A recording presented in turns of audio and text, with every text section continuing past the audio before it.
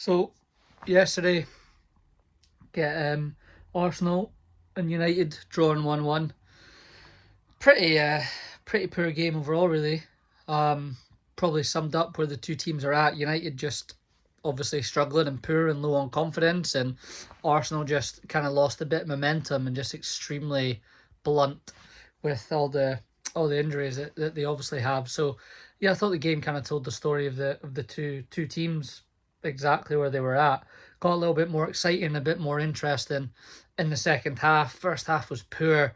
I mean, I I can't believe how much everyone's going on about the whole free kick and where the wall was, and I mean that happens all the time. And as Arteta said in his interview after the game, if the refs not done it right, like it's Bruno Fernandes isn't going to tell him, like, take advantage of it and put it in over the wall. You've got a bit more space. So yeah, I couldn't really get on board with how much they were going on about that. But yeah, pretty poor. I thought if anything, United maybe had their more moments to kind of take a game away. A couple of great block from the tackle, should I say, from Rice. I think there was a good block from Gabriel in there when Hoyland kind of gets into the box. So yeah, not too much to say, but yeah, it'll be interesting to see. I mean, obviously all the talk at the moment is Arsenal and should have bought a striker and all that chat. And yeah, as much as I do agree with that, but I think I'm gonna have a little look into like how many goals are they getting in their front three over the last 3 seasons. So this season, the last two where they've competed, compared to maybe City, who obviously have beat them out twice, and then Liverpool this season. I think that would be an interesting little dive into it. But to be quite honest, even if they had their full strength front three of, let's say Saka, Havertz and Martinelli on a good bit of form, I still don't think they keep up with this Liverpool team. I think they're still in the race at the moment. I think they're closer than they are now, and I think they take it further than they do. But that this Liverpool team just got way more firepower in it. So yeah, I don't even think they would run them too close, to be honest. But yeah, might do that video. Thought the most interesting thing about the two games was the managers post match interviews.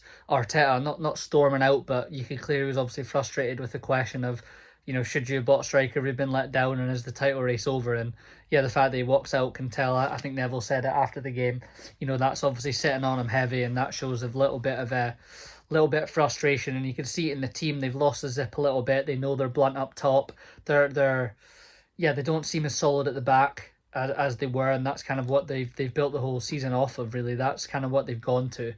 And it's actually up top, and some injuries that's kind of letting them down. And then Amorim mentioned about doing something different and kind of said to the fans, don't worry, we won't always do this at home and sit in and be a bit deep. And I was kind of a bit like, good on you for doing that today, because what you've been doing's not been working. At the end of the day, it's not working. You're not winning games. What's he won, 4 or 5 in 14?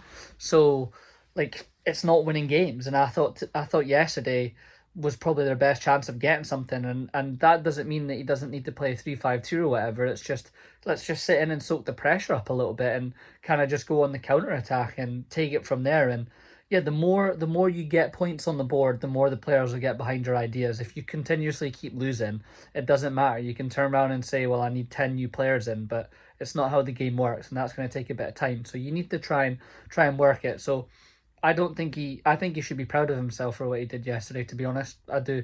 I think he should be proud. He kept saying he was going to die on his sword, and he definitely changed that up a little bit. So good to see from him. I think the only other really big talking point of the weekend is probably Forest beating City. I watched about 65 minutes and then just managed to catch it as Forest got the goal at the end. So huge for them. See if they can keep the momentum up and see if they can get into the Champions League spots. But yeah, I think that's a lot of football coming this week with the Champions League second legs, Europa League second legs, and then you've got the games at the weekend along with the Carabao Cup final, the Old Firm. So yeah, lots of content to come this week. We'll keep it going. As always, it's Monday. Hope everyone has a good start to the week and has a good one. And yeah, probably going to see a lot of footy videos from me this week. Can't beat it, eh? I'm just about to go ahead and watch The Big Man on the documentary. I'm on episode 2. My brother and my dad have finished it, so yeah, I need to crack on and get that finished. So episode 2, watching Big Jurgen Klopp. Yeah, have a good one.